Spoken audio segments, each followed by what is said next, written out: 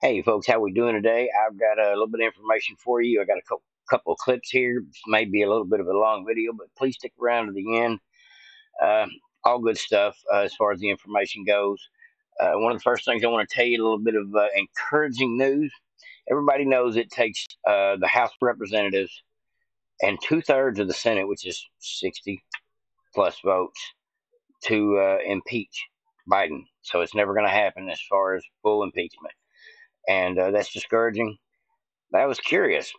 The rules apply the same to the attorney general and leaders of three-lettered agencies and things. And so I went ahead and Googled this question earlier, and it goes about like this. It says, my question was, how do you impeach an attorney general? Listen to this crazy answer, and I like it.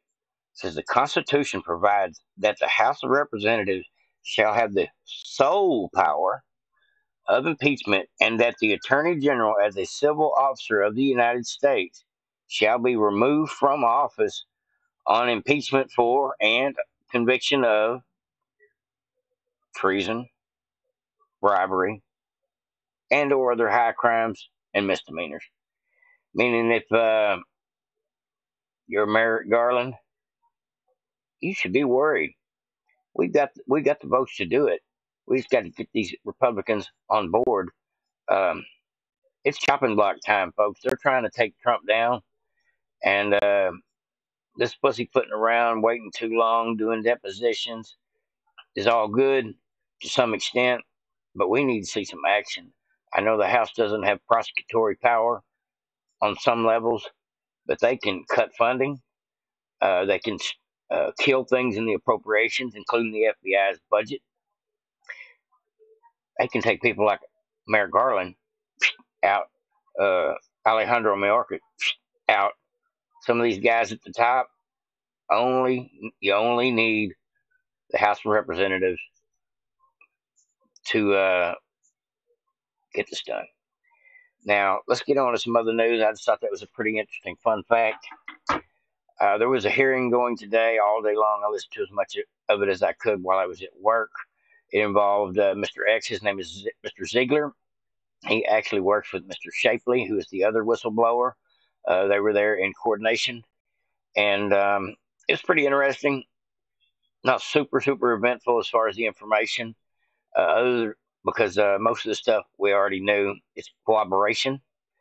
And I've got another little piece of a clip for you that's cooperation as well.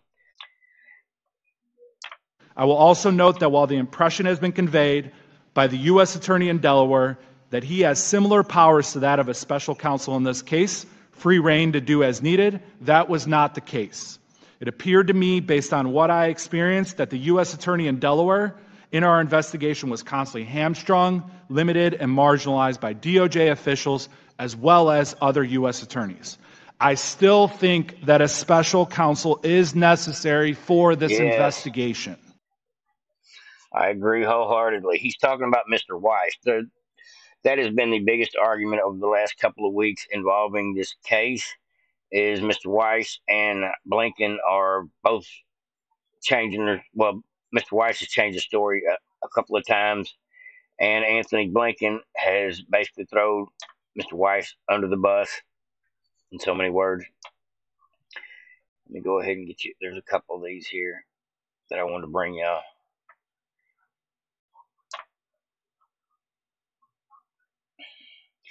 They come up with a $17 million figure that they could pin down between these two guys on today's testimony alone. There's estimations now that they're going to be able to pin down around $100 million that they know about. And this is not even the end of it. That's just what they can foresee with the other countries like Kazakhstan and Ukraine. There's money. The Bidens were getting money from every direction you can imagine. Somebody said one day, and I don't put any credit to it other than the fact I just heard it on a podcast. Somebody said there was about 50 countries that the Bidens dealt with. Now, let's go ahead and get into this here. I wanted to play a couple clips of Mr. Ziegler here. Did a great job. Both of these guys are very courageous. Their lives have are basically ruined in so many ways. Behind being a whistleblower, they're to lose their career, to go to jail, just so many things these three-lettered agencies can do to you when you turn on any of them. They play a team family To over there in discuss these crooked agencies. with you specific payments made to Hunter Biden and the Biden family. Democrats and the left-wing media are also saying there's no evidence. But let's get into the evidence, Mr. Ziegler. I want to direct you to pages 99 and 100 of your transcript. How much money did Hunter Biden and his associates receive from the Romanian company you identified? So that amount would be from Romania. So the approximate total transfers from the Romania company would have been $3.1 million to everyone. $3.1 million. How much did Hunter Biden and his business associates receive from State Energy HK Limited through the Robinson Walker LLC? So total transfers from State Energy HK to Rob Walker was $3 million. $3 million. Was there a $100,000 payment from CEFC Infrastructure to Owasco PC, Hunter Biden's professional corporation? Yes, Chairman. Approximately how much was transferred to Hunter Biden and his business associates through Hudson West 3? So the total transfers from Hudson West 3 to everyone was $3.7 million. $3.7 million. How much money did Hunter Biden and his business associates receive from the Ukrainian company Burisma? Burisma paid to everyone involved $6.5 million. $6.5 million. Burisma also paid Blue Star Strategies and a law firm hundreds of thousands of dollars, bringing the total Burisma payments to over $7 million. Is that correct? That is correct, $7.3 million. $7.3 million. Jesus. Between 2014 and 2019, this brings the total amount of foreign income streams received to approximately $17 million, correct? That is correct. And that's only 3 countries. What was the purpose of analyzing money from foreign sources, and do you have documents to support your findings? So for the purpose of documenting the foreign sources is as a part of a normal international tax investigation, we have to figure out where the money's coming from. You have to follow the money trail. And as a part of that process, we have to follow different transactions, identify different foreign entities that might be paying a person, and then we go and get those records. Right. And hopefully you can provide that to the committee. So yeah. Any records regarding those transactions, we love evidence on this side of the aisle. That's what I'm talking about, folks. The Justice Department allowed the president's political appointees to weigh in on whether they're charged the president's son. After United States Attorney for D.C., Matthew Graves, appointed by President Biden, refused to bring charges in March 2022, I watched United States Attorney Weiss tell a room full of senior FBI and IRS senior leaders on October 7, 2022, that he was not the deciding person on whether charges were filed. That was my red line. People get tired of it. I'm glad to see we've got whistleblowers, folks. That is a great thing. These people are very courageous. I cannot tell you how much I appreciate them. Absolute fact is that this case was presented to 2 presidentially appointed U.S. attorneys in D.C. and California. That no charges were brought in those districts tells you everything that you need to know. Absolutely. Now, this guy here, this whistleblower, Mr. Joseph Ziegler, I think he did the best he could to answer every question.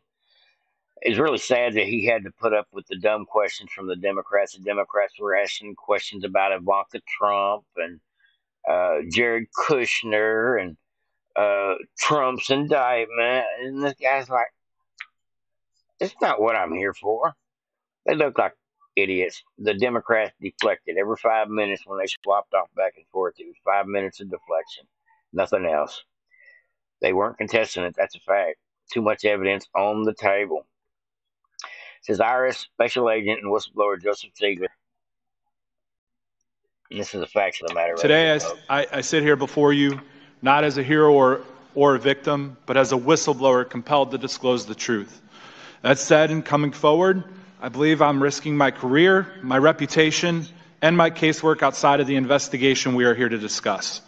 I ultimately made the decision to come forward after what I believe were multiple attempts at blowing the whistle in the Internal Revenue Service, at the Internal Revenue Service. No one should be above the law, regardless of your political affiliation. That's absolutely the truth.